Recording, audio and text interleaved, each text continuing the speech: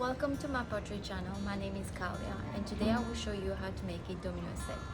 Now, with so many of us stuck at home at the moment because of social distancing measures, I thought it would be a fun little project that you can very easily do with some clay at home and that you can then enjoy later on with your family once it's completed. So let's get to it.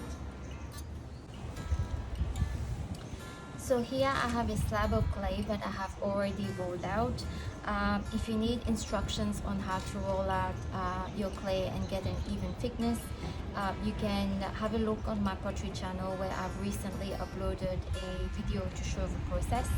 Otherwise, you can have a look on YouTube where you will find plenty of videos giving you the instructions required. So the clay has been, I've left it for about 40 minutes to get to level hard before we apply the texture onto the clay. So here I'm using a roller texture where I'm going to apply some texture on one side of the clay, and this will be the back of our domino set. Again, you can use any texture or any pattern that you would like to make your pieces.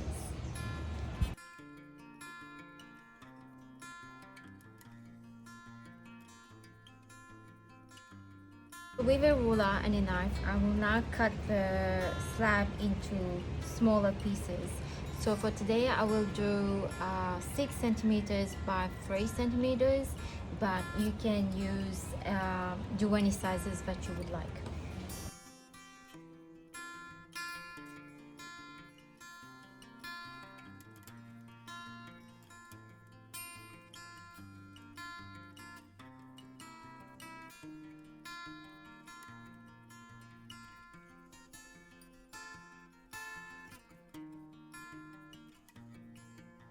So I've made a few extra pieces, but for this project you will only need 28 pieces.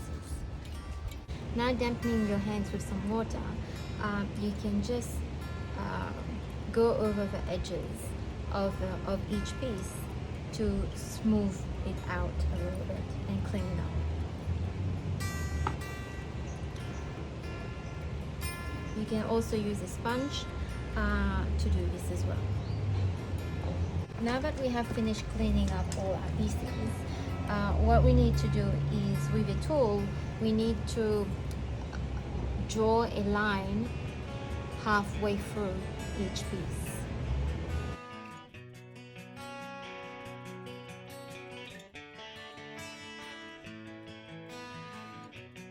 So now I'll use the back of this brush to make the little dots for each of the domino.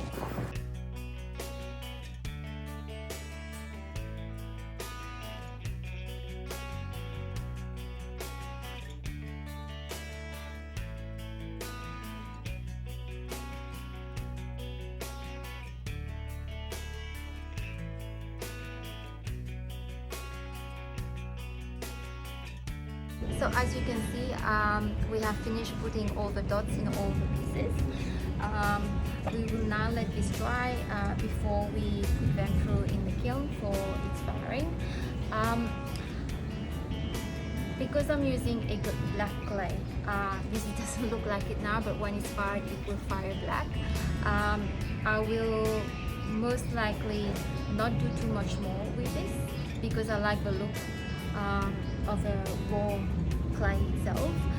I will, however, apply some different color underglazes in each of these dots. So I'll be using different colors for different numbers. This way, if you're using or if you're playing the game with little kids who may not know how to count yet, they're still able to use the colors as a reference for when they're playing the game. So that's it for us today. I hope you have enjoyed this little session. I've had great fun with this project, so I hope you enjoy making them too.